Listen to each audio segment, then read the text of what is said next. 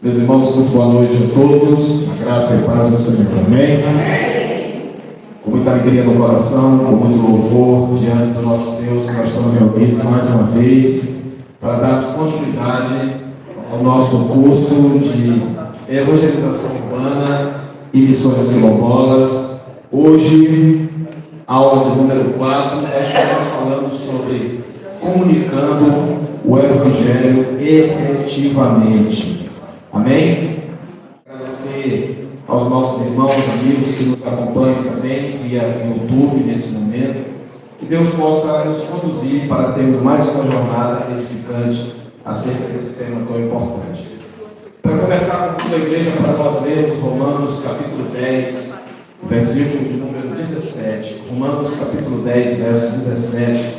Peço a qualquer um voluntário, dentre os irmãos que estão na igreja, que faça a leitura desse texto em voz alta. E assim a fé vem pela pregação, e a pregação pela palavra de Cristo.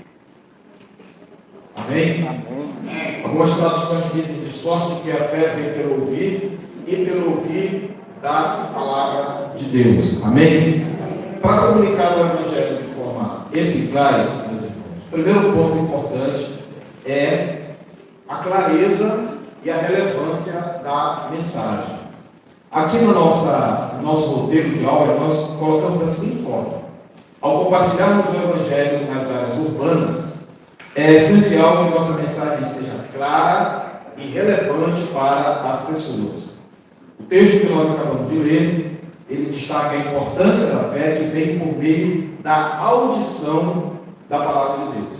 Devemos comunicar a mensagem do Evangelho de forma que seja compreensível para aqueles que nos ouvem, tornando-a relevante para as questões e necessidades que enfrentam em suas vidas cotidianas. Meus irmãos, isso aqui é de extrema importância quando a gente pensa, quando a gente fala em comunicação do Evangelho, em pregação do Evangelho. Muitas vezes, nós estamos tentando transmitir a mensagem do Evangelho para as pessoas de maneira codificada, errônea, de uma forma que as pessoas não têm a capacidade de compreender com nitidez aquilo que está sendo colocado.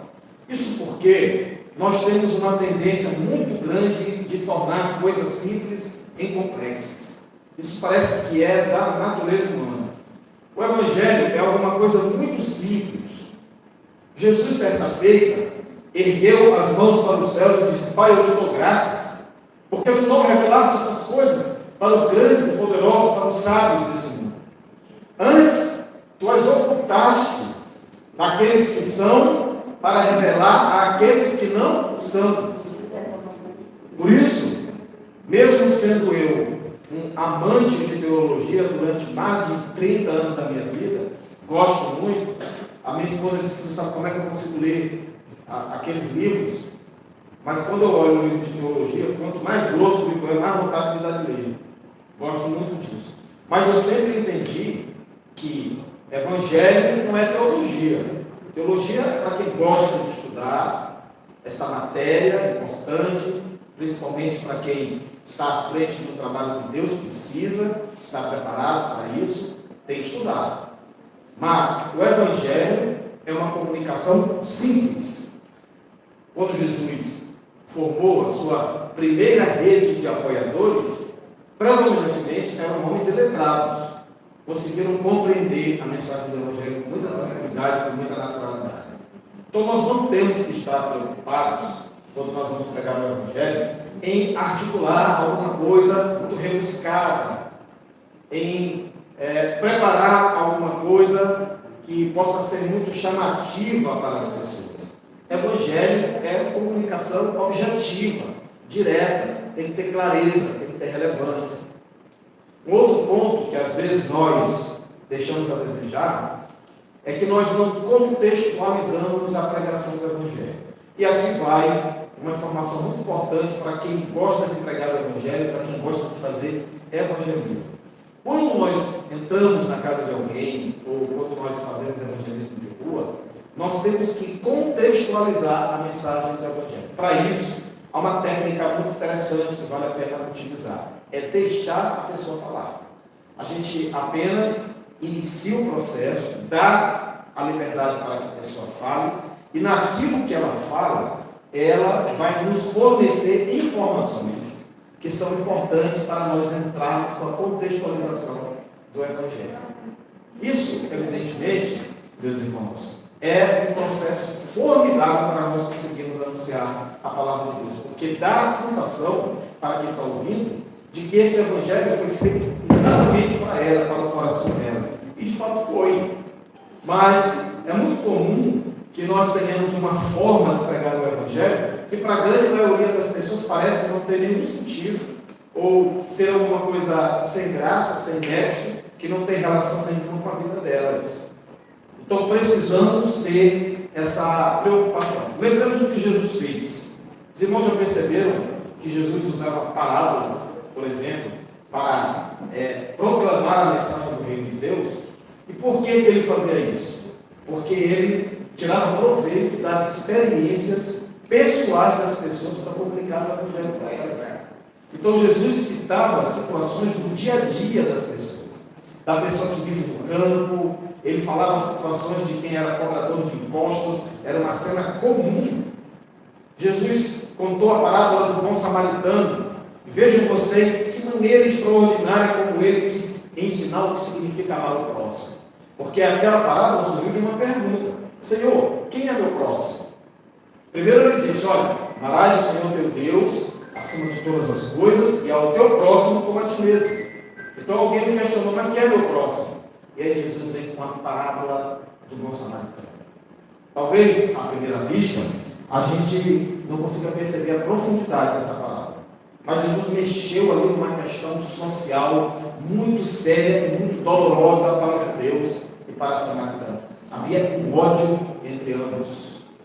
Desde os tempos antigos, após a morte do rei Salomão, os descendentes subsequentes promoveram racha no reino de Israel e se dividiram em dois.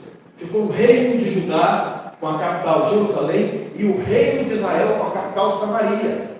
E a profecia messiânica dizia que era de Judá que viria o Messias. Então, a partir daí surgiu uma espécie de preconceito de que quem estava do lado do reino de Israel, da capital Samaria, não estavam mais ligados à linhagem messiânica e, portanto, deveriam ser desprezados. E também porque, numa quantidade mais exorbitante, os reis de Israel, do lado de lá, se mostraram muito mais ímpios, muito mais idólatras do que os do lado de cá. Mas não necessariamente em ambos os lados a gente vê isso acontecer. Só que essa rixa, esse preconceito, ele se intensificou ao longo dos anos. Quando Jesus conta uma parábola, onde um homem, ele foi socorrido por um samaritano, um judeu foi socorrido por um samaritano, e passou um sacerdote, não fez absolutamente nada, passou um levita, não fez absolutamente nada, e um samaritano que era odiado fez. Ele está quebrando de maneira violenta um paradigma de ódio e de preconceito social que havia naquela época. Então Jesus traz a mensagem do Evangelho para a realidade das pessoas. Nós precisamos fazer uso dessa estratégia do Senhor Jesus na nossa pregação do Evangelho. E como é que Jesus fazia isso? Vejam vocês, ele conversava com as pessoas, ele dialogava, e as pessoas davam informações para ele, e através dessas informações ele contextualizava a pregação do Evangelho. Então a pregação tem que ser clara, ela tem que ser contextualizada, ela tem que ser uma mensagem que aquele que está ouvindo possa compreender perfeitamente. Amém? Se eu for pregar numa academia, diante de intelectuais, diante de professores universitários, de mestres e de doutores, eu devo ir com uma estratégia. Se eu for fazer um trabalho num quilombo, eu devo ir com outra estratégia. A mensagem tem que ser clara, o Evangelho é um só, mas a forma como eu transmito tem que ser contextualizada, tem que ser relevante para quem está ouvindo. Amém? Nós temos que ter essa preocupação se quisermos comunicar o Evangelho de maneira efetiva. A fé vem pelo ouvir da palavra de Deus. Como Paulo diz isso? Se a fé vem pelo ouvir, a pessoa tem que entender o que ouve. Ela tem que compreender exatamente o que ela está escutando. Nós temos que ter essa preocupação de sermos muito transparentes, cristalinos na nossa forma de transmitir a palavra de Deus. Não podemos deixar dúvida no coração dos nossos ouvintes. O segundo ponto está lá em Salmos 66, versículo 16. Quem encontrar pode ler. Salmo 66, verso 16. Vinde e ouvi, todos os que temeis a Deus, e eu contarei o que ele tem feito a minha alma. Ou seja, o salmista está dizendo aqui, irmã Marinete, demais irmãos que nos assistem, o salmista está dizendo aqui o seguinte: olha, venham e ouçam, vocês que temem a Deus, e eu vou contar o que Deus está fazendo na minha vida. Eu vou contar o que Deus tem feito na minha vida. Então, se a primeira grande estratégia para a gente pregar o Evangelho de forma efetiva é trazer uma mensagem clara e contextualizada, o segundo é o chamado testemunho pessoal. É o compartilhamento da nossa história de fé. Meus irmãos, essa é uma estratégia formidável para pregar o Evangelho. Às vezes a gente está muito preocupado em escolher palavras. Tem gente que compra livros para aprender a pregar o Evangelho. Mas a pregação do Evangelho mais efetiva é você contar para as pessoas o que Deus fez na sua vida. Aqui na nossa folha, nós assim afirmamos: compartilhar o nosso testemunho pessoal é uma poderosa ferramenta no evangelismo urbano.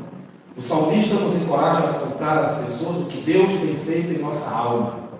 Ao compartilharmos nossas experiências pessoais de transformação, crescimento e cura por meio de Cristo, nós podemos estabelecer uma conexão emocional com aqueles que estão buscando respostas espirituais. O nosso testemunho autêntico e sincero pode tocar os corações das pessoas e despertar nelas o desejo de conhecer mais sobre Deus. Amém? É muito mais interessante ouvir uma história contada por alguém que vivenciou a história, seja ela qual for. Quando você narra alguma coisa de maneira terceirizada, isso tem um peso. Quando você narra alguma coisa que você experimentou, isso tem outro peso. Então, a comunicação do Evangelho mais simples e mais eficaz é aquela quando eu digo o que Deus fez na minha vida, o que Deus operou na minha vida. Eu vejo muitas pessoas, irmãos, preocupadas em falar o que o diabo faz na vida dela. Irmãos, já pararam para prestar atenção nisso? Tem gente que passa o dia inteiro contando o que o diabo faz na vida dela, ou o que ele fez lá no passado. Tem pessoas que estruturam o seu ministério contando o que o diabo fez na vida delas. Olha, há 10, 20 anos atrás eu era isso, eu era aquilo, e eu era um terror, e as pessoas tinham medo de mim. Quando eu saía na rua, as pessoas corriam para dentro de casa. Bom, isso é o que o diabo fez na sua vida. Mas o que vai realmente tocar no coração das pessoas, estabelecer uma conexão de alma entre você e elas, é quando você fala o que Deus tem feito na sua vida. Não é quem você foi, é quem você é quem você se tornou a partir do momento em que Cristo Jesus passou a reinar no seu coração. Amém?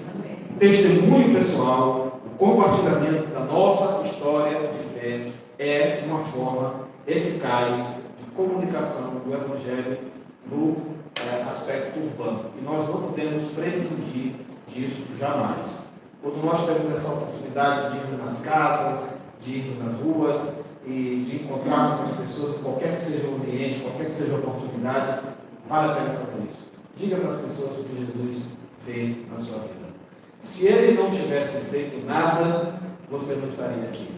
Eu não conheço nenhum ser humano, até hoje ninguém me apresentou alguém que seja capaz de permanecer em qualquer tipo de situação que a pessoa identifique como sendo desvantajosa para ela.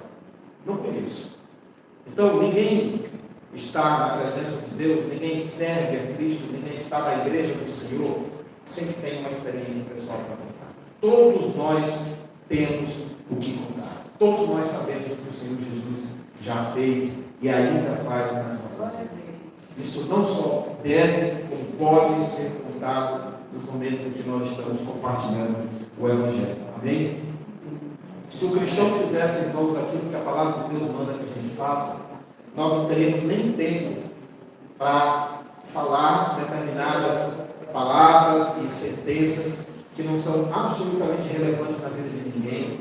Se nós fizéssemos aquilo que a palavra de Deus estabelece como o dever da nossa parte, nós não teríamos tempo para sermos maledicentes, não teremos tempo para sermos maliciosos, não teremos tempo algum para que saísse dos nossos lábios nenhuma palavra frívola, torpe, ou qualquer outra coisa que desagrade ao Espírito Santo de Deus, porque só esta comunicação aqui, diante de tudo que Deus faz e fez por nós, isso demandaria todo o nosso tempo disponível, com toda certeza. Porque muito o Senhor tem feito pelas nossas vidas. Eu digo para os meus irmãos que se eu sentar com uma pessoa para contar para ela o que Deus faz na minha vida, eu teria que selecionar, eu teria que escolher. Hoje eu vou contar só o capítulo 1 da história, porque maravilhas o Senhor tem feito na minha vida. Deus tem sido extremamente misericordioso, compassivo, bondoso e poderoso na minha vida e na vida da minha família. Quando eu penso, quando eu lembro, quando eu recordo do que acontecia na minha vida, do que acontecia na minha família há 3 décadas atrás, comparo com o que acontece hoje, eu posso dizer com toda autoridade e trepidez que verdadeiramente o Senhor é Deus, e Ele é um Deus vivo e poderoso, e Ele atua na vida daqueles que o temem e que o amam. Por isso, nós temos que falar isso para as pessoas. Você pode chegar para alguém e dizer, olha, eu posso não ser uma pessoa articulada, eu posso não ter formação teológica, eu posso não ser um expert em Bíblia, mas eu vou falar para você o que Jesus fez na minha vida. E o que Ele fez na minha vida, Ele também pode fazer na sua vida, porque Ele não é apenas o meu Deus, o meu Criador, o meu Salvador, é seu também. Isso a gente pode fazer, e deve. E assim a gente estabelece uma conexão com a pessoa. Assim, a gente desce desse pedestal de religiosidade que muitas vezes a pessoa que ainda não se converteu a Cristo, ela acaba nos vendo dessa forma, ela acaba nos contemplando dessa maneira por conta da forma como nós mesmos nos apresentamos em sociedade, como se nós fôssemos extraterrestres, como se nós não fôssemos humanos e não tivéssemos as mesmas limitações que qualquer ser humano tem. Amém? Pregar o Evangelho implica em compartilhar a nossa história de fé. O terceiro ponto está lá em João, esse todo mundo sabe, 3,16. Quem não sabe João 3,16 não vai ser salvo. Vamos dizer aqui para vocês, viu? Crente que não sabe dizer João 3,16 não vai ser arrebatado quando Jesus voltar. Vamos dizer todo mundo junto, então? Porque Deus amou o mundo de tal maneira que deu seu Filho unigênito para todo aquele que nele crê não pereça. Não sei as outras igrejas, mas a Bíblia de Alcântara vai ser arrebatada. Glória a Deus, amém? Meus irmãos, o plano de salvação a palavra de Deus, Deus amou o mundo de tal maneira que deu o seu Filho unigênito para que todo aquele que nele crê não pereça, mas tenha vida eterna. Isso aqui é o plano de salvação. Isso aqui é o resumo do projeto de Deus para salvar a humanidade. Como é que esse negócio aconteceu? Como é que a gente sintetiza o que Deus fez e faz para salvar a humanidade? É João 3,16. Tá? Se você quer transmitir o Evangelho de uma maneira sintética, resumida, aqui está. E isso aqui qualquer pessoa compreende. Olha, o que aconteceu na cruz do Calvário foi um ato de amor, mas um amor incomensurável, um amor que não tem comparação e parâmetro nessa terra, um amor que nem o mais sábio dos homens tem a capacidade de conseguir discerni-lo, tanto na sua altura quanto na sua profundidade. O amor de Deus. E esse amor foi tão grande que Deus não resolveu nos oferecer qualquer coisa. Ele não resolveu simplesmente nos proporcionar qualquer coisa, mas o seu melhor. Ele entregou o seu próprio filho. Mas ele não entregou o seu filho apenas para que ele se tornasse esse mito da história, que separa a história antes e depois dele. Não para que ele se tornasse essa figura decantada pelos poetas, pelos religiosos, pelos supersticiosos, que fazem uso do seu nome para toda sorte de festejos e práticas, muitas delas totalmente distantes do seu ensino e da sua essência. Não para ser aquele crucifixo que enfeita a parede ou o pescoço da pessoa penosa. Não. Ele deu o seu filho, para que por meio dele nós fôssemos salvos da perdição eterna. Essa é a trajetória estabelecida, é a linha do tempo da salvação. Esse é o plano de salvação. E o plano de salvação é o cerne do Evangelho. Eu não posso pregar para uma pessoa sem que eu apresente para ela o plano de salvação. Ela precisa compreender como que isso se processa. Meus irmãos, hoje nós vivemos num mundo onde o homem está sendo divinizado e Deus está sendo desconstruído. Praticamente, tudo que nos rodeia celebra a figura do homem. O homem aqui no sentido de ser humano. Praticamente tudo estabelece um relativismo que reduz drasticamente o que a Bíblia aponta como o maior problema da humanidade, que é o problema do pecado. Aliás, se você falar em pecado hoje, é capaz de você arrancar algumas gargalhadas de quem ouve. Parece que é uma grande piada falar em pecado. Parece que falar em pecado é uma coisa de pessoas ultra-religiosas, não é uma realidade concreta na vida do ser humano. Mas tudo que nos rodeia, que representa males e tragédias debaixo do sol, é resultado do pecado. Muitas vezes nós questionamos por que certas coisas acontecem. A resposta é o pecado. É a partir do momento que o pecado entra na história do gênero humano que toda sorte de males vem a se consumar. Então, de onde vem o mal? Qual é a origem do mal? Qual é a origem da dor? Qual é a origem do sofrimento? É a liberdade que é dada por Deus para que o ser humano opte pelo bem e pelo mal. No momento em que ele opta pelo pecado, o pecado ele é uma semente. E todo tipo de tragédia vem como fruto dessa semente. Precisamos ensinar isso para as pessoas. Precisamos dizer para elas que tudo que elas enfrentam de ruim na vida tem relação com o pecado. O pecado dela, o pecado de quem se rodeia, o pecado praticado por alguém na família. A Bíblia fala disso. A Bíblia fala de pecados que têm repercussões até gerações futuras. Nós, muitas das vezes, somos o reflexo disso. Nós somos o reflexo do jardim do Éden. Tudo que nós passamos, meus irmãos, que nos causa a aflição e sofrimento, é resultante do que aconteceu lá. Quando o pecado, ele, pela primeira vez, é praticado pelo ser humano. De lá para cá, nenhum deixou de pecar. As pessoas têm sempre um discurso favorável a si próprias. Tem duas coisas que todo mundo é, meus irmãos: bonito e certo numa briga de trânsito. Todo mundo é. Só que aos olhos de Deus, não. Aos olhos de Deus, todos nós somos depravados, pecadores, e a Bíblia diz que não há um só que entenda.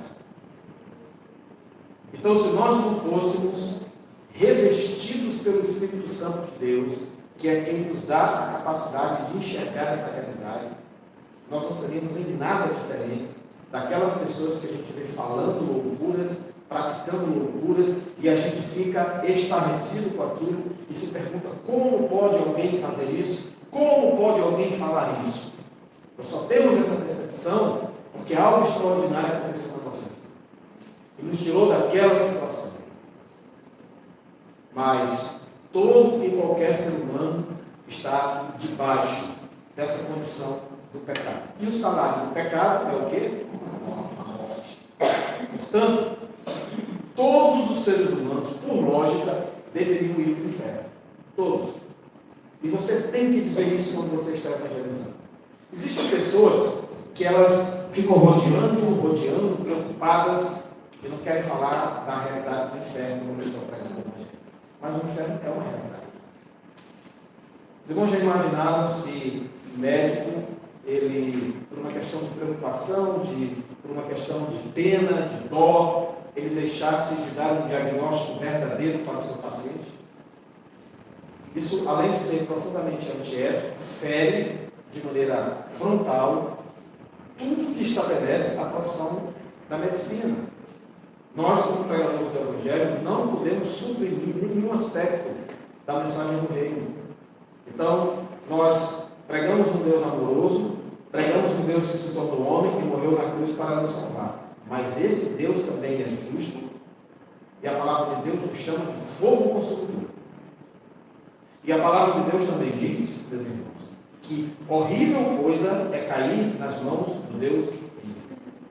Sabe o que eu acho interessante? A Bíblia não diz que horrível coisa é cair nas mãos do diabo. Ninguém quer cair nas mãos do diabo.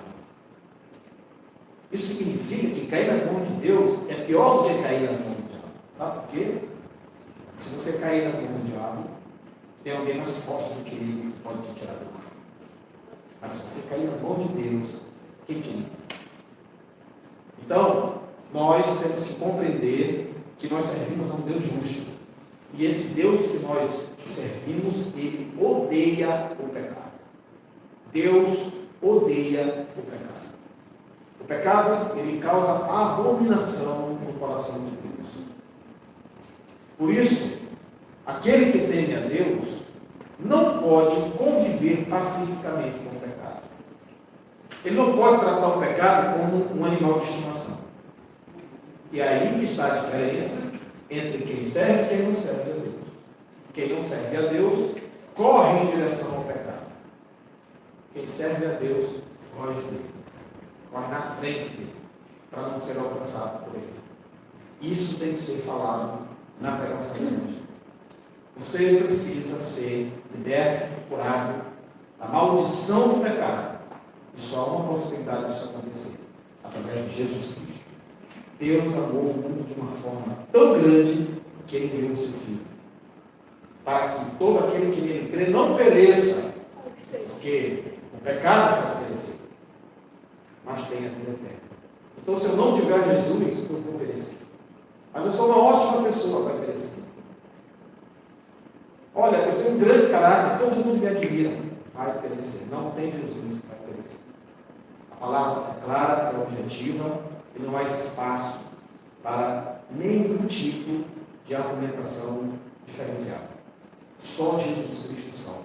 Não há nenhuma outra possibilidade de salvação. Nenhuma. Por isso, nós precisamos apresentar o plano de salvação quando nós estivermos pregando o Evangelho. Eu coloquei, depois os irmãos podem ver aí na folha, os irmãos que estão assistindo podem solicitar também, eu coloquei um modelo simples de plano de salvação que está aí na página 2 do nosso estudo. Esse plano de salvação pode ser feito de diversas formas. Eu coloquei aqui só a título de exemplo para ajudar os irmãos que estão em busca de uma rota. Eu coloquei aqui 4 itens do plano de salvação.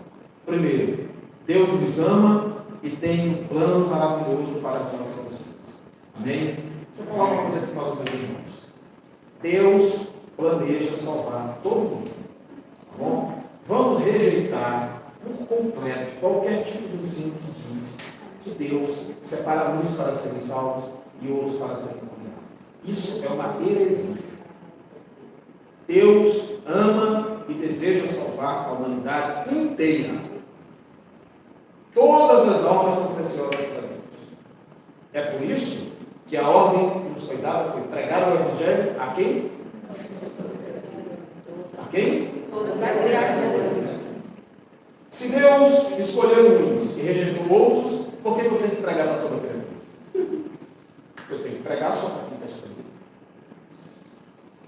Então, a pregação do Evangelho é para todas as pessoas. Todas. Porque Deus ama todas. Porque Deus quer que todas sejam salvas. Está escrito na palavra. O Senhor não retarda a sua volta,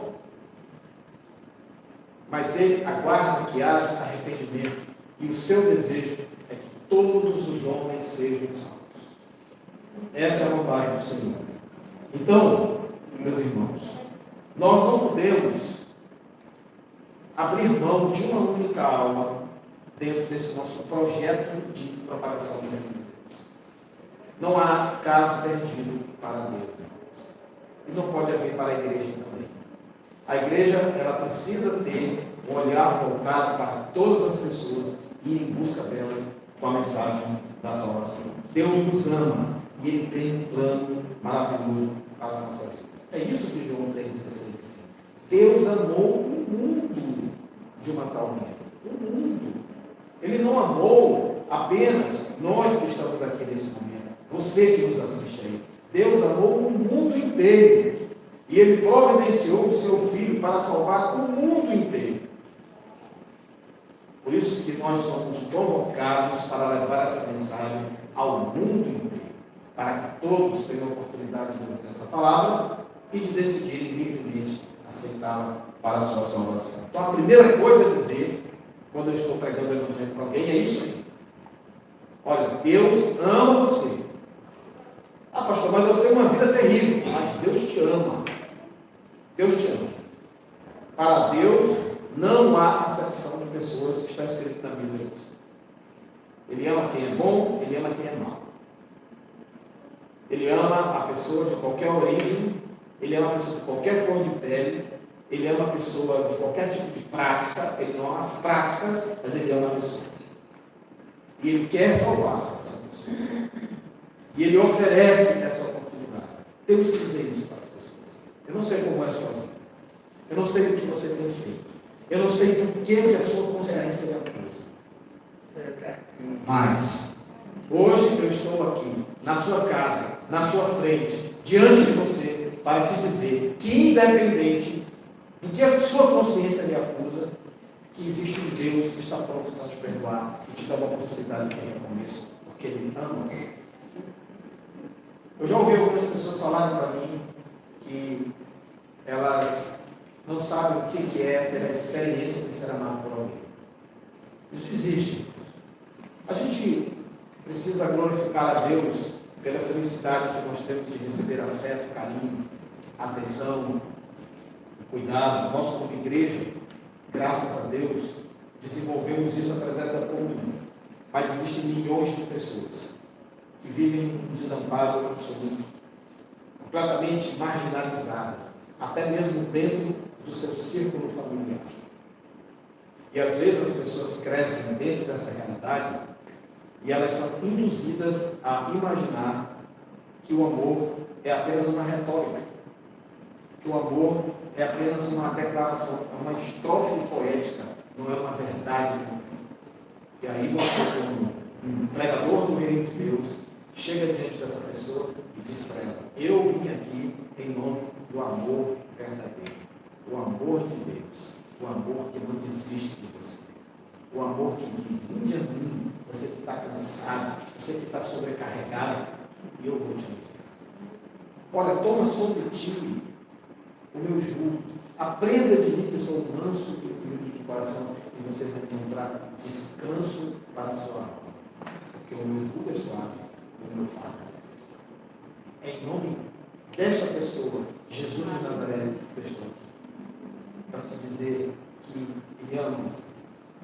Eu não sei se você foi rejeitado por seus pais, eu não sei se você já teve inúmeros relacionamentos, todos naufragaram e você foi profundamente atacado, machucado na tua alma, e hoje você não consegue mais acreditar que ninguém te ama.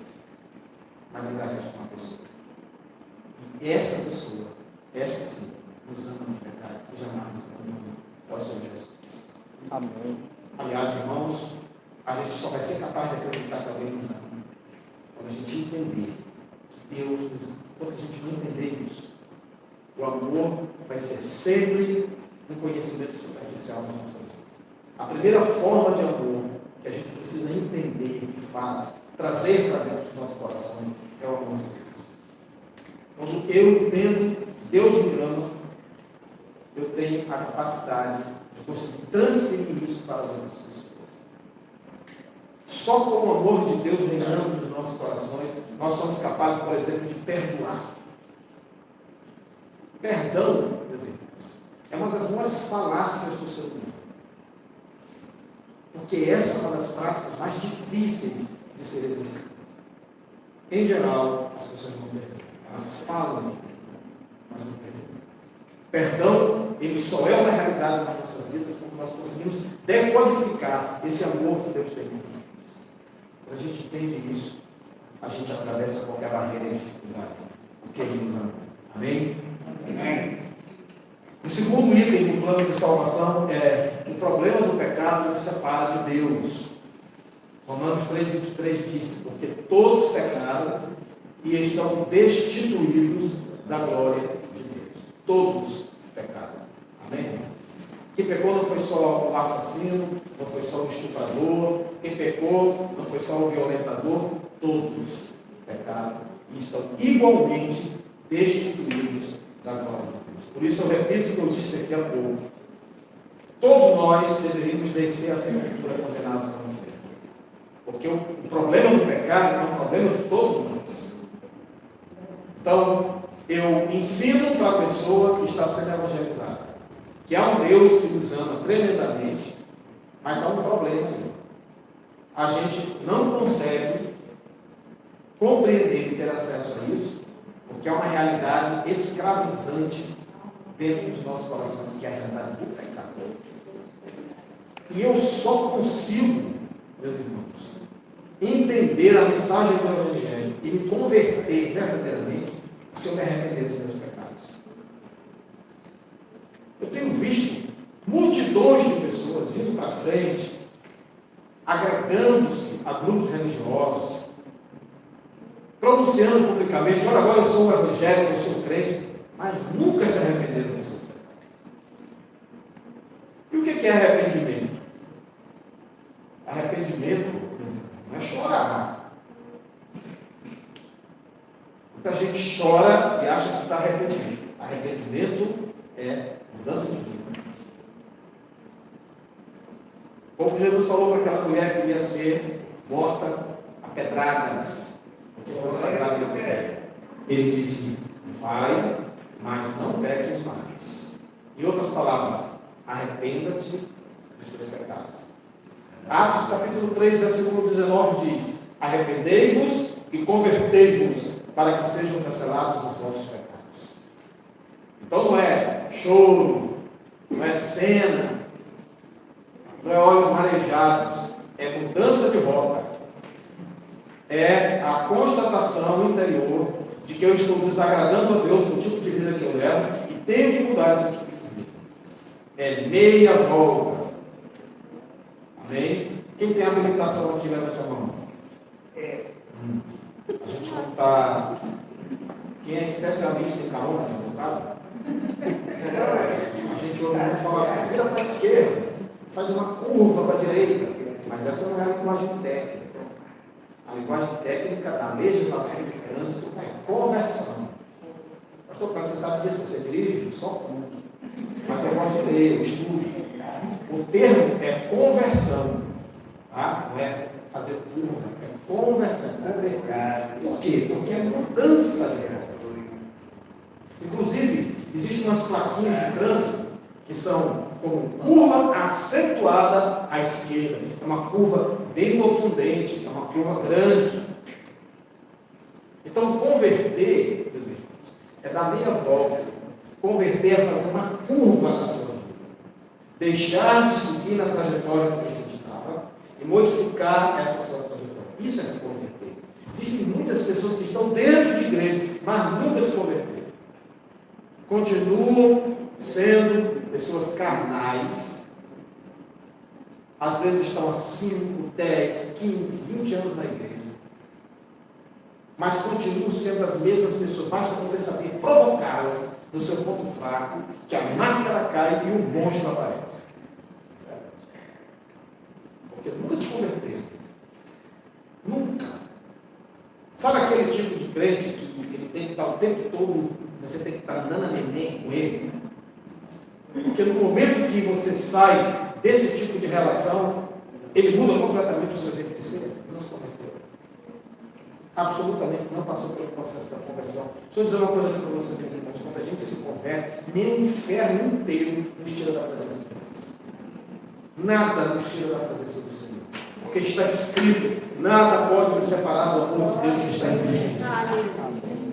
Quando você se converter. Amém? Já pode vir fazer cara feia na sua frente. Você atropela ele. Tá? O inferno pode ser levantado. Você dá um tiro de bazuca nele.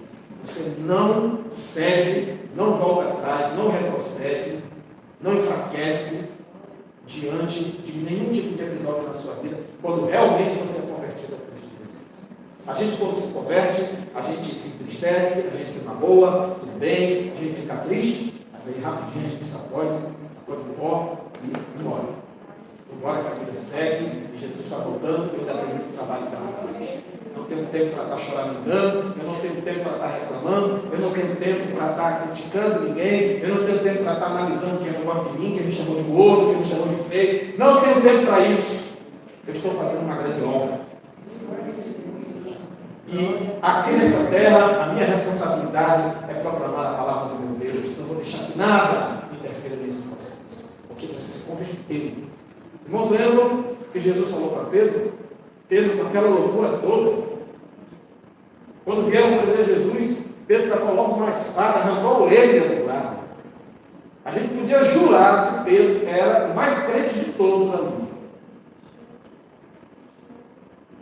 Mas na hora que Pedro foi, a primeira circunstância que ele foi submetido a uma comprovação da autenticidade da fé dele, ele negou a Jesus flagrantemente na cara dos outros. Eu não sei nem quem sou, nunca nem ouvi falar. E as pessoas, peraí, mas tu não estava lá, rapaz, no meio dele? Eu não, nunca vi isso na minha vida. É assim que até tem um jeito de falar, tu diz aleluia, glória a Deus, graça e paz, tu é crente sim. Não, eu sou crente não, sou crente de jeito nenhum. É assim, muitos Pedros entre nós. São o famoso crente 007, gente secreta, ninguém sabe que ele é crente militar. Está ali. Crente Interpol. Não se manifesta, a palavra de Deus diz que a luz tem que ser colocada no lugar alto para iluminar. Porque não se converteu. Quem se converteu faz questão de dizer, olha, eu sou o crente de Jesus. Amém. Pode quem quiser falar comigo, pode quem quiser me achar ridículo, seja o que for, eu sou crente, crente em Jesus. Amém? Porque você se converteu, você tem orgulho disso. Tem gente por aí ensinando que as pessoas têm que ter orgulho de cor de pele, que as pessoas têm que ter orgulho de comportamento sexual. E tem que ter orgulho de servir a Deus. A gente tem que ter orgulho de ser a habitação do Espírito Santo de Deus. Mas isso só quem se converteu. Quem não se converteu é o tempo todinho com aquela timidez, é o tempo todo com aquele medo, não consegue botar para fora o que sente. É presa fácil, é aquela folha seca, né, como diz o hino antigo, uma folha seca caída no chão, que vai para onde o vento levar. Assim é a vida do homem sem Deus, pobre e miserável, só pensa em pecar. Não se converteu. Quem se converteu segue firme, não arreda. Porque, como disse o apóstolo Paulo, eu sei em quem eu tenho crido. Amém? Por isso nós não retrocedemos. Esse é o problema do pecado, precisamos falar isso no evangelismo. Nós precisamos falar, o item de número 3 do plano de salvação, que Jesus Cristo é a solução para o problema do pecado.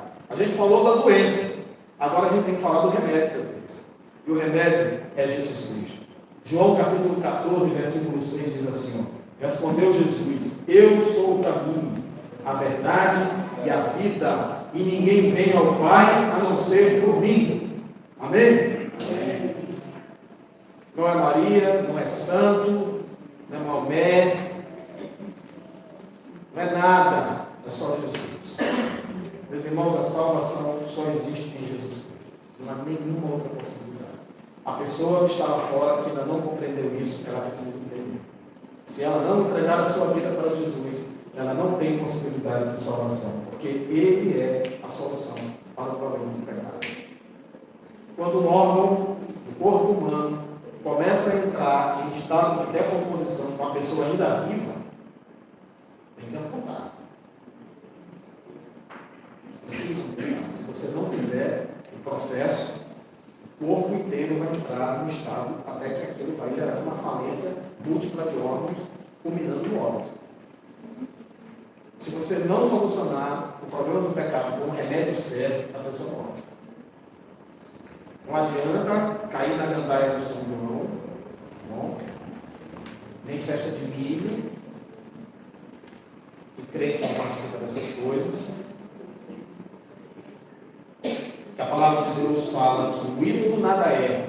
O apóstolo Paulo diz isso.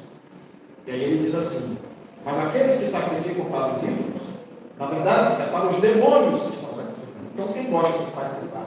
de festa de São João, achando que isso aí é uma coisa inofensiva, por favor, fique sabendo que a Bíblia está dizendo que isso é uma festa de demônios. Fique sabendo que aquela comidinha gostosinha que você compra, que você come, foi sacrificada para ídolos. E a Bíblia chama os ídolos de demônios. Ah, mas a palavra de Deus diz que uma Bíblia não me toca. Verdade. O apóstolo Paulo, certa feita, foi picado por uma serpente altamente mortífera na ilha de Malta. E a Bíblia diz que os nativos daquela ilha já estavam só esperando ele morrer. Já estavam com xixi, ele vai durar 5 minutos. A cobra, esse já está estribuchando, botando baba na boca, com o olho revirando. E aí passou uma hora, passou 2 horas, e Paulo lá, comendo, cantando hino, contando piada, tudo mais, dizendo que o Flamengo ganhou de 4-0 com o nome, e todo mundo ali olhando. O que acontece? Esse cara não vai morrer. Não morreu, porque não tem efeito. Não tem efeito. Só que tem um detalhe. Paulo, na casa atrás daquela cobra, eu vou pegar essa cobra, vou fazer ela me picar, para vocês saberem que eu sou um servo de Deus e que não tem efeito esse veneno sobre a vida de um servo. Foi assim que aconteceu? Não. Então é completamente diferente uma circunstância que acontece fora do contexto da sua participação, por uma circunstância que você vai lá e você se torna um agente praticante daquilo. Então, se alguém trouxer uma comida para mim sacrificada para demônio, eu não trago, eu não estou sabendo. Agora, se eu estou sabendo, se eu estou ciente disso, aí eu sou cúmplice, eu estou participando da mesa dos demônios, como a Bíblia diz. Então, se nós somos servos de Deus, e ao mesmo tempo a gente quer ser participante da mesa dos demônios, então fique ciente de que um dia você vai prestar conta diante de Deus por isso. Tá? Nós não podemos servir a dois senhores, temos aprendido isso diante da palavra do Senhor nosso Deus. A solução para o nosso problema é Jesus Cristo de Nazaré. E esse comprometimento, ele é radical, ele é pleno, ele não é parcial. Aqui, nesse mundo, lá fora, não tem absolutamente nada que nos seduza. Nós não participamos de absolutamente nada que implique em devoção, adoração, reverência a qualquer personalidade religiosa, seja ela qual for. Até porque nós sabemos, chama-se o que está acontecendo aí de festejo junino, e nós sabemos que isso não tem nada a ver com o apóstolo João, nada. Nenhuma relação com o apóstolo João. Portanto, ainda é, por cima de tudo, uma espécie de estelionato religioso, uso indevido do nome de alguém que nada tem a ver com tal coisa. Existe até processo que faz isso. E nós, como servos de Deus, não somos cúmplices, como diz a Bíblia, das obras infrutíferas das trevas. Antes, porém, condenai-as, é o que está escrito aí. Então, ou servimos a Deus, ou não servimos, ou temos a Bíblia como a nossa regra de fé e de prática, ou não temos. Porque o pecado é uma doença, e é uma doença mortal, é uma doença terminal.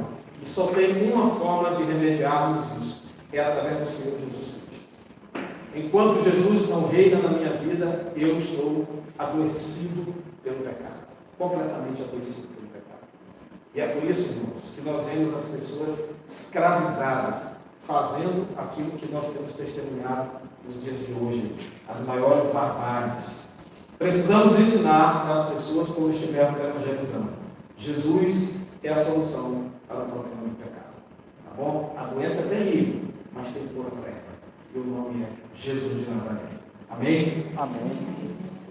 Quando nós lemos Romanos capítulo 10, versículo 9, que diz assim: se com a tua boca confessares a Jesus como Senhor, e em teu coração creres que Deus o ressuscitou dentre os mortos, serás salvo. Aqui nós aprendemos que é necessário confessar a Jesus, e essa confissão proporciona a experiência da vida eterna no coração. Amém? Isso não pode ser uma coisa introjectada, apenas interna. Os irmãos já viram uma cerimônia de casamento? Como é que acontece? Aí está aqui o noivo perante a noiva, aí o celebrante ele tem que fazer, se ele não fizer essa pergunta, não tem casamento. Se ele não perguntar para os dois se ambos estão, de fato, publicamente, estabelecendo um vínculo definitivo, então não teve casamento. Então, se as pessoas chegaram aqui, olha, ele vai casar com ela, está declarado, estou decretando, casou, fulano de tal, Você aceita essa mulher como sua legítima esposa? Tanto faz se for na doença, tanto faz se for na pobreza, tanto faz qualquer que seja a circunstância. Até que a morte separe vocês? Olhe para o público e diga sim ou não. Sim. A mesma coisa para ela. É preciso ter confissão, senão não tem matrimônio. Quem serve a Deus tem que confessá-lo publicamente. Eu aceito, eu recebo Jesus como Senhor e Salvador da minha vida. Quando nós evangelizamos as pessoas e nós conseguimos, pela ajuda do Espírito Santo, levá-las à compreensão de que elas têm que arrepender-se dos seus pecados para receberem a cura do problema do pecado, elas têm que ser imediatamente ensinadas a confessar a Jesus Cristo. Agora nós vamos confessar. Você vai declarar com sua própria boca que Jesus é o Senhor da tua vida. Porque é isso que o apóstolo Paulo nos ensina aqui. Se com a tua boca confessares Jesus como Senhor do teu coração e creres que Deus o ressuscitou dentre os mortos, serás salvo. Que palavra maravilhosa, amém, irmãos? Quantos aqui são salvos, têm convicção da sua salvação? Amém? Porque um dia você fez isso aqui. Você confessou a Jesus. E você tem no coração a convicção de que Deus o ressuscitou dentre os mortos. Por isso, nós podemos confiar na promessa da palavra de Deus. Olha, nós não nos consideramos melhores do que ninguém. Quando nós falamos em salvação, falar de salvação não é falar de mérito humano. Então, quando eu digo, por exemplo, que eu tenho convicção da minha salvação, eu não estou falando que eu sou superior a ninguém. Eu estou falando que algo superior me alcançou. Algo superior teve misericórdia de mim. Algo superior achou morada, lugar no meu coração e me proporcionou esse resultado de eternidade junto a Deus. Amém? Nós temos essa certeza, porque quem nos dá essa certeza é a palavra de Deus. E a palavra de Deus não mente. Nós temos que levar as pessoas a confessar a Jesus Cristo, para que assim elas possam ter o processo da evangelização concluído. Primeiro, ela compreende que Deus lhe amou de maneira extraordinária, vendo o seu filho. Depois, ela é ensinada que há um problema grave que estabelece uma barreira entre ela e Deus, é o pecado. E essa barreira tem que ser derrubada, esse muro tem que ser jogado no chão, essa doença tem que ser curada. E aí ela é ensinada que a cura da doença é Jesus. Então, quando ela diz, eu entendi, eu compreendi, eu agora estou percebendo que existe uma solução para o meu problema. Então, agora você vai confessar. Eu vou orar aqui com você e você vai repetir comigo essas palavras. Senhor, em nome de Jesus, nesse momento eu te entrego a minha vida. Eu te reconheço como meu Senhor, como meu Salvador. E eu te peço, vem pelo teu Espírito Santo e faz morada na minha vida. Transforma a minha vida. E me dá a vida eterna pela autoridade do nome de Jesus. E não importa onde você estiver no momento como esse. Você pode estar lá no fundo de uma caverna. Você pode estar num casebre, numa palhoça. Quando essa oração for feita, o Espírito Santo de Deus ali vai se manifestar. E a salvação vai chegar naquele. Essa é a promessa do Senhor. Nós podemos receber, meus irmãos, o perdão e a vida eterna através do Senhor Jesus Cristo. Quando nós ensinamos às pessoas isso, esse milagre, que é o maior de todos os milagres, ele acontece. Tem gente que acha que as pessoas enxergarem quando são cegas, ou as pessoas ouvirem quando são surdas, ou elas andarem quando elas são deficientes físicas, seria milagres extraordinários. Mas nenhum milagre é maior do que alguém se converter. Nenhum. Agora, é raro. Tem muita gente dizendo que é coisa de uma. Por isso que Jesus disse, essa porta é uma porta estreita, e não é muita gente que vai passar por ela, não. São poucos os que vão passar por ela. Esse milagre, ele é tão extraordinário, que não é na vida de qualquer um que ele acontece. Mas quando ele acontece, a gente percebe a evidência, os sinais são claros, são nítidos no testemunho, são nítidos no modo de viver daquela pessoa. Tudo nela exibe a transformação gerada pelo Espírito Santo de Deus. Bom, e um quarto tópico que eu gostaria de ministrar para os irmãos como exemplo de comunicação efetiva do Evangelho está lá em 1 Pedro, capítulo 3, versículo 15. Qualquer um dos irmãos, por favor, leia. 1 Pedro, capítulo 3, versículo 15. Tenham no coração de vocês respeito por Cristo e o tratem como Senhor. Estejam sempre prontos para responder a qualquer pessoa que pedir que expliquem a esperança que vocês têm. Muito bem, minha irmã. Eu coloquei aqui na folha, do evangelismo urbano, podemos encontrar perguntas e objeções diversas em relação à fé cristã. É fundamental estarmos preparados para responder a essas questões com sabedoria, mansidão e respeito. Ao responder às perguntas e objeções com sabedoria, podemos fornecer esclarecimentos, dissipar dúvidas e ajudar as pessoas a entenderem melhor o Evangelho.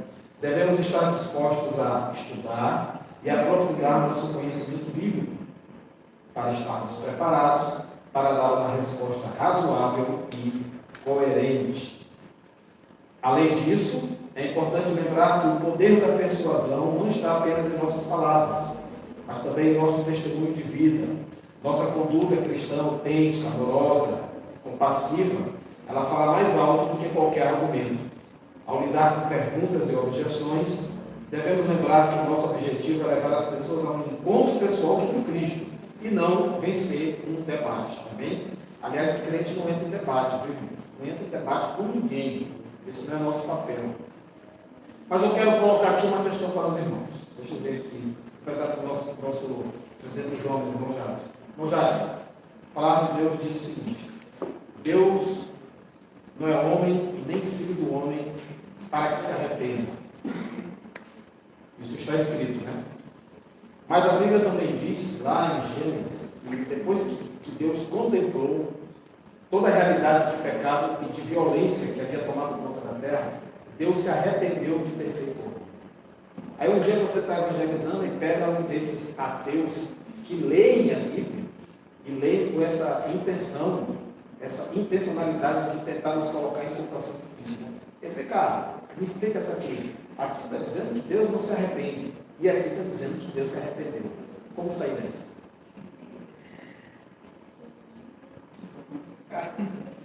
A bola está com você.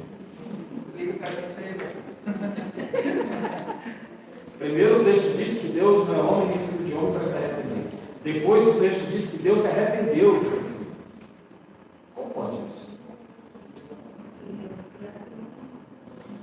A Bíblia então está se contradizendo. Bíblia contra a Bíblia. Quem consegue, né, irmão Lopes? Como sair dessa encruzilhada? Ele não se arrepende, né? Mas ele coloca de uma forma para que a gente interprete a esquerda que ele compreenda na forma que ele ficou diante da terra. Essa é a sua resposta? Maria, se a senhora fosse um ateu e ouvisse essa resposta, você ia ficar satisfeita? Não, eu ia pagar mais. Perguntar mais aí. Ia mais profundo. Bom, Gabriel, você propõe solucionar o problema. Bom, falaria para eles que a gente deveria ser grato, né? Porque se em decorrência dessa outra passagem não tivesse explícito que ele voltou atrás de destruir a humanidade, a gente não teria a oportunidade da salvação. Então a gente deveria ser grato justamente a Deus por isso. Então essa seria a sua resposta para essa questão. Muito bem. E aí, pessoal, se fosse um ateu essa resposta aí, agora eu vou me converter. Depois dessa eu me converter. Não?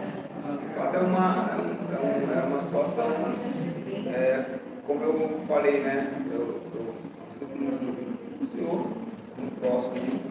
Eu fiquei em algumas situações bastante difíceis nas colocações dele, até você pensou sobre isso, né? São colocações fortes, colocações de questionamento, em que a gente, de fato, a gente fica assim, sem algumas palavras para tentar compreender, para que ele compreenda, porque há algo assim que vem na mente, né, muito forte. Eu vi assim, fiquei assustado com a forma, com a descrédito total de Deus, Então a gente fica numa situação que realmente não consegue, em algumas situações a gente fica mais. Veio até uma dúvida em relação a alguns pontos. Se não tiver capaz do crente se desviar. Se não tiver uma convicção mesmo de fé, que Deus realmente é o nosso Senhor Salvador, sabe? Então a gente precisa realmente estar bastante anunciado disso. Só acontece com muitos cristãos, por exemplo, que começam a fazer faculdades de filosofia, de sociologia, de história, sai do recreio, porque não tem as respostas para essas circunstâncias aí. Nós temos duas pessoas aqui que se propõem. Se esses dois não resolverem o problema, a gente vai passar para o Nazireu. Começando com a metade. Eu queria assim para ele, quando Deus se arrependeu de ter feito o homem, eu queria assim que Deus, quando ele pensou em fazer o homem, ele disse que nós seríamos imagens e semelhança dele, que nós deveríamos estar com ele, obedecer com ele. Mas como o homem decepcionou, ele agiu dizendo assim, eu me arrependi de ter feito você, porque eu queria que você fizesse igual eu faço, que fosse igual a mim. Quando ele disse que ele é Deus, não é homem que se arrependa, porque o que Deus diz se cumpre, se faz. Mas ele se arrependeu de ter feito homem? Não, ele se arrependeu do comportamento que o homem fez. Porque quando ele pensou em ter feito o homem, ele pensou. Bom, eu sou ateu aqui na história, né? Sim, então, pastor, quando Deus pensou em criar o homem, ele pensou que o homem estivesse no paraíso para obedecer. Só que quando chegou lá, simplesmente o homem, ele através um momento, ele caiu. Então, naquele momento, Deus, como se eu fosse uma mãe, eu sou uma mãe, e dissesse, eu quero que meu filho faça isso. Naquele momento ele não faz, eu disse, poxa, eu queria que você fizesse dessa forma. Você me decepcionou, eu estou decepcionada. Entendeu? Então Deus ele ficou decepcionado com o homem, mas ele não se arrependeu do que ele fez. Mas está sendo problema. Mas todas as defeitos, mas a culpa que o homem fez, o homem errou, ele não criou o homem para errar, para pecar, mas sim para obedecer. Meu filho, a resposta dela me satisfez? Eu complemente. Eu diria o seguinte, que na minha tradução bíblica, ele não fala que ele se arrependeu, né? Ele fala que ficou muito triste, né? Então essa seria a resposta. Deus ele não realmente não se arrepende, né? Mas no original seria que ele ficou muito triste. Muito bem, meus irmãos. Chegamos à resposta. A resposta é que isto é uma falha de tradução bíblica. Nos originais não está escrito que Deus se arrependeu de ter feito o homem. Está escrito que um pesar profundo caiu sobre a alma de Deus por haver testemunhado o comportamento que o homem havia assumido como a vontade colocou. Uma grande decepção, um grande desapontamento, não um arrependimento. Mas quando a Bíblia fala que Deus não é homem, nem filho de homem, para que se arrependa, aí é arrependimento mesmo, literal. Ou seja, Deus não pode se arrepender, meus irmãos, porque Deus é perfeito. Para que você admita o arrependimento em alguém, você tem que admitir a falibilidade da pessoa, a capacidade dela errar. A gente só se arrepende do que a gente erra. E Deus não erra. Então Deus não pode se arrepender de nada, porque Ele é perfeito. E todos os seus atos são perfeitos.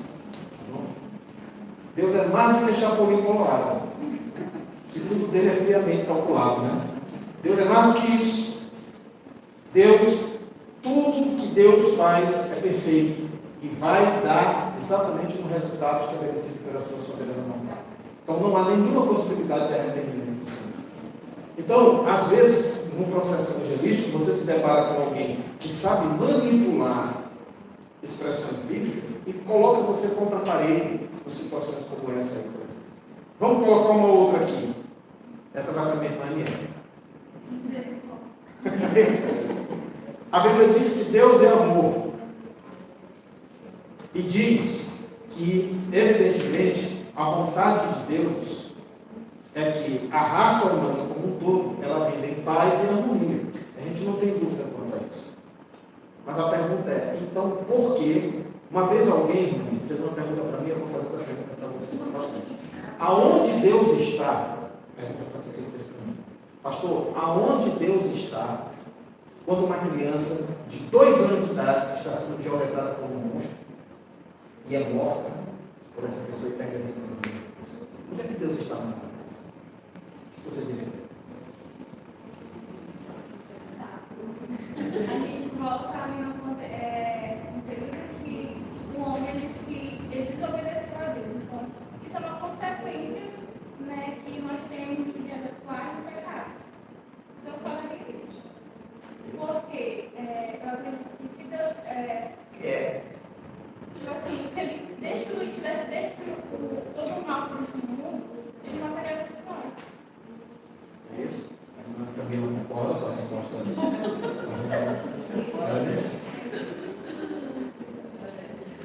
Deus, ele criou o homem e ele deu para ele um livre-arbítrio, né? Então, quando o mal estabeleceu, complementando aí essa palavra dele, né?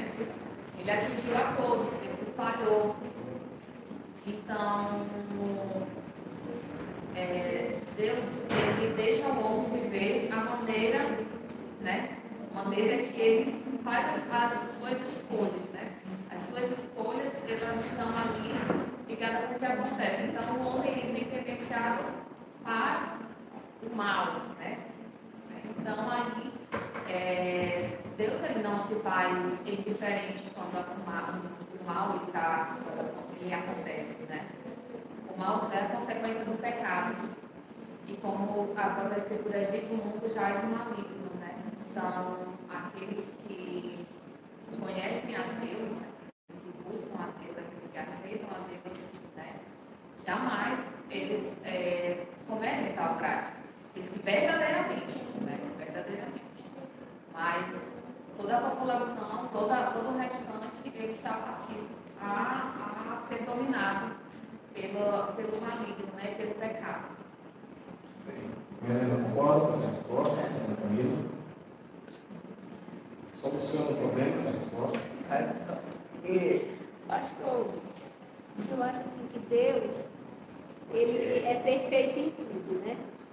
E quando uma situação dessa, muitas das vezes assim, eu trabalho num âmbito que as pessoas não servem a Deus. E muitas das vezes vem essas situações quando a gente vai falar do amor de Deus para as pessoas.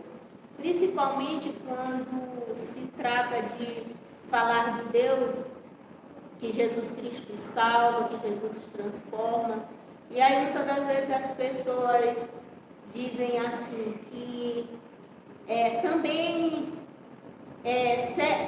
que acreditam em Deus, mas esse acreditar eu vejo assim de uma forma totalmente distorcida do que é o verdadeiro evangelho e o verdadeiro amor de Deus, porque quem ama, ele teme, ele obedece, ele vai sempre fazer a vontade de Deus, e quem ama não vai praticar o mal. Quem ama verdadeiramente, eu creio que não vai fazer o mal. Olha, eu estou gostando de todas as respostas. Mas não é muito você respondeu a pergunta que eu fiz. Onde Deus está? A pergunta que eu fiz. Onde Deus está? Essa é uma pergunta. E não é essa pergunta. Aonde Deus está no momento que um fato monstruoso como esse está acontecendo? Deus está ali, vendo aquilo acontecer. Porque quando a pessoa faz uma pergunta, essa pergunta é uma armadilha. Se você disser assim, Deus está lá, ele vai dizer que não ficou de mãos atadas. Não é um Deus poderoso?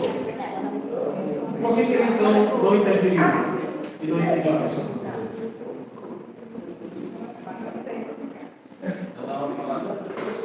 Irmão Nanal, chegamos somos sacerdotes. É uma coisa assim, semelhante a uma vez da escola musical, e foi falado, eu até falei sobre uma história, que por intermédio dessas coisas ruins que iam acontecendo, né? Chegou uma pessoa até um determinado salão e foi falar do amor de Deus para aquela pessoa. Olha! Ele não sabia que ele era realmente uma Aí ele chega para ele, se pronuncia, que ele é o pregador do Evangelho. Aí ele espera ele falar e ele diz assim: ó, eu não acredito em Deus, porque se você me disser onde está Deus, no momento que é uma pessoa, uma criança de 2 anos, que o senhor falou, e acontece um mal desse, onde está Deus quando uma pessoa está com câncer e ela não se livra dessa doença, ela morre? Aonde está Deus? Então, para mim, Deus não existe quando uma criança chega a essa situação. Aí ele ficou assim, sem palavras, como às vezes muitos daqui talvez a gente não chegamos até a resposta que o senhor queira ouvir. Né? Aí ele sai do salão ali, imediato aparece alguém com o cabelo bem robusto, com aquela juba bem grande, né? Aí ele fica olhando assim para aquele rapaz, aí houve um entendimento, ele pediu, teve consenso que até se pediu aquele rapaz e convidou para entrar no salão. Aí ele disse assim: olha, você falou que Deus não existe porque acontecem várias tragédias que está aí no mundo mesmo, como a gente tem acompanhado, né? Então eu quero dizer para você que barbeiro também não existe. Aí ele: tudo que você vai dizer que eu sou um cabeleireiro, barbeiro, e se eu estou aqui exercendo a minha função? Ele disse: não, o barbeiro não existe. Para ver se ele Aí ele falou assim: mas o que você me explica? Por que você está dizendo que eu não existo? Porque se você existisse, não existia esse moço aqui que não estava com o cabelo desse tamanho. Então eu acho que é isso, né? O fato, tipo assim, Deus está no mesmo lugar de sempre. Está dentro, está cuidando, mas como a Cristina falou, é o livre-arbítrio que nós temos. Eu acho que é assim. Uma salva de palmas para o nosso sumo sacerdote. É isso, irmãos. Meus irmãos, se o mal prova a inexistência de Deus, então o bem prova a existência. Aí você pode empurrá-lo lá dentro também. Então, se ele vier trazer uma história como essa, e dizer assim: aí a prova que Deus não existe, então conta uma história boa para ele. Conta uma história de amor para ele. Conta uma história, por exemplo, de alguém que salva uma criança de 2 anos de idade da morte. Conta para ele a história que eu vi acontecer lá na fronteira entre o Pará e o Amazonas, onde disseram que tinha uma índiazinha que estava sendo enterrada viva, porque tinha nascido deficiente, e nós corremos para tentar salvar aquela índiazinha. Encontramos ela na floresta já à noite, escura, já toda marcada de insetos, e uma missionária pegou aquela índiazinha e levou, e hoje é uma mulher belíssima, servindo a Deus, lá em Brasília. Conta essa história e pergunta para ele: Deus existe? Não. Então ninguém pode usar o mal para provar a inexistência de Deus, porque então teria que admitir que ele existe por conta da existência do bem. Você falou que a gente não pode contestar quando a gente estiver evangelizando, né? Não, é debater. Mas nesse caso, eu não sei se eu faria o seguinte: se eu perguntasse nessa situação, dizer: e você, aonde está? Eu faria essa pergunta. Porque Deus irá daqueles que buscam. Ele pergunta: onde está Deus nessa situação? E eu perguntaria para ele: e você, onde está? Quem você busca? Quem você crê? Aonde você está buscando? Seria correto fazer isso para ele? Também interrogar, ele também estava. Ele ia dizer assim: eu não sou Deus. Ele ia dizer assim: eu não sou Deus. Mas ele estava perguntando: onde estaria Deus naquela situação? E eu perguntaria: onde está você? A grande forma da gente lidar com uma questão como essa é que normalmente quando eles fazem esse tipo de pergunta, eles têm como objetivo querer provar que Deus não existe. Então, se a gente inverte a história, a gente complica a vida deles. Entendeu? Então é preciso buscar a sabedoria do alto para lidar com essas situações. Tá? E isso não é um debate. Debates são aquelas questões em que você tem uma opinião e eu tenho uma opinião. Isso crente não entra. Tá? Isso não é coisa para crente entrar. Está debatendo, cada um pensa do jeito que quiser pensar. Agora, quando nós estamos falando da verdade, né? Estamos falando da existência de Deus, aí entra o que nós chamamos de apologética. Nós cristãos temos que defender a nossa fé, sustentar a nossa fé. Amém? Se Deus não der liberdade para que a pessoa pratique o mal, o bem não vai ser autêntico. O bem não vai ser natural. O bem não vai ser espontâneo jamais, ele vai ser mecânico. E Deus decidiu, pela sua soberana vontade, não ter relacionamento mecânico com ninguém. Eu quero que a irmã Marinete goste de mim, não quero que ela o faça por obrigação. Ora, se eu que sou humano, mau e carnal, como a Bíblia diz que todos nós somos, tenho esse anseio, imagine nosso Deus. Quer que você o ame e o sirva de coração.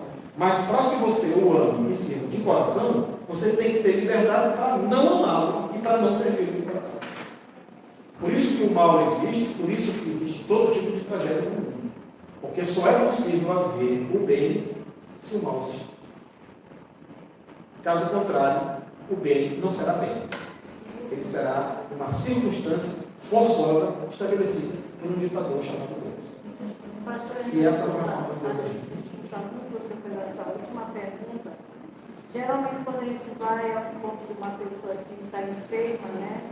Fulano tal, oi, irmã Marinete, por exemplo, vem aqui, meu amigo, eu estou enfermo, eu estou com câncer, por exemplo.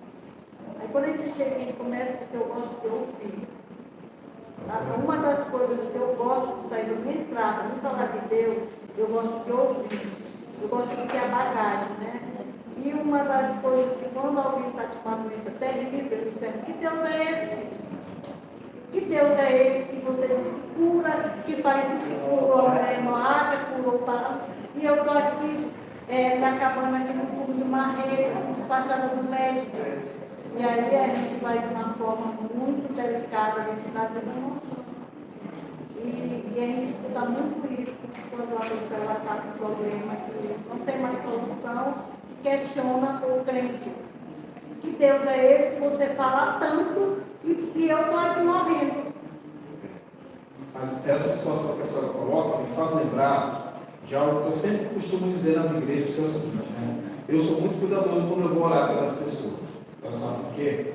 Porque nós não conhecemos a história das pessoas. Deus conhece. Nós não sabemos o que está por trás de muito daquilo que acontece na vida do homem. E muitas vezes as circunstâncias que as pessoas vivem é o fruto do que foi semeado. E a gente não sabe isso. Deus sabe isso. Então nós sempre temos que orar para que Deus faça a vontade dele. Essa tem que ser a oração do crente. Senhor, faz cumprir a tua vontade sobre esta vida. E Deus, que é Deus, Ele vai fazer o que for correto. Amém? Amém. Agora, para fechar esse ciclo de perguntas fáceis, eu quero fazer só mais uma. Vai também não? Vamos lá. Durante a pandemia, irmão, muitos excelentes servos de Deus morreram. E os ateus, assim, festejaram isso. Eu vi muitas postagens em redes sociais dizendo: cadê o Deus dos crentes? Quando, por exemplo, morreu o Evangelho.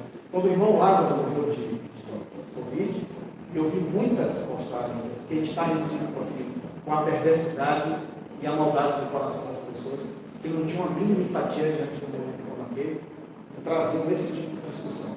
Não é crente, não falou de cura tantas vezes, não deu tantos testemunhos de que Deus curou a vida dele, curou os outros, por que morreu de Covid, igual, inclusive, ateus e pessoas que não creem em Deus também morreram?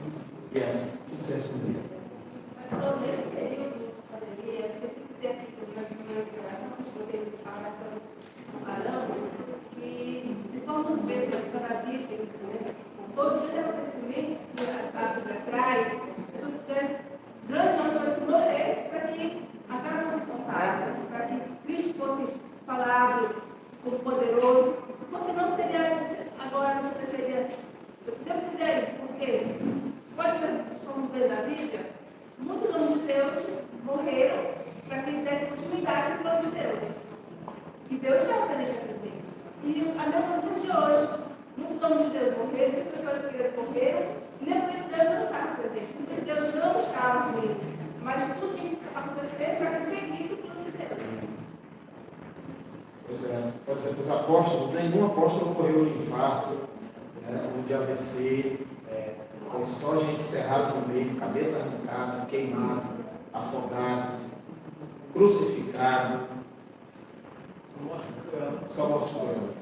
Isso faz parte da trajetória, esse martírio faz parte da trajetória. Por isso que a Bíblia diz: aquele que persevera até o fim, então que vai ser salvo. E o apóstolo Paulo, certa vez, ele disse: vocês ainda não perseveraram até exatamente o extremo, né? Ele, por exemplo, foi martirizado, Paulo foi morto, foi decapitado em Roma. Né?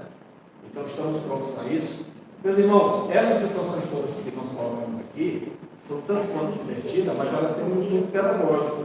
É de nós compreendermos que o processo de evangelismo exige que nós tenhamos resposta. Nós seremos confrontados com pessoas que terão esse ardil, terão essa habilidade para tentar nos colocar contra a parede, para tentar fazer com que entremos em contradição, ou fazer com que você fique nervoso diante daquilo e você saia dali envergonhado. E o cristão envergonhado no evangelismo, ele está envergonhando o evangelho. Precisamos estar prontos, preparados para responder a todo aquele que pedir a razão da nossa fé. Amém? Isso envolve oração, leitura da palavra, mas também estudar. O crente tem que estudar, o crente tem que ler livros, o crente tem que se interessar pelo entendimento profundo das coisas de Deus, para que assim a gente esteja pronto e esses desafios eles não venham a causar nenhum constrangimento para as nossas vidas. Amém? Assim, queridos, nós finalizamos esse estudo sobre comunicando o Evangelho de maneira efetiva. O primeiro ponto é falar com clareza e com relevância a mensagem do Evangelho. Em segundo lugar, é compartilhar a história da nossa fé. Em terceiro lugar, apresentar o plano de salvação. E em quarto lugar, responder a todo aquele que pedir a razão da fé que é a Deus. Com esses 4 aspectos, a comunicação do Evangelho vai ser eficaz em nome de Jesus. Amém?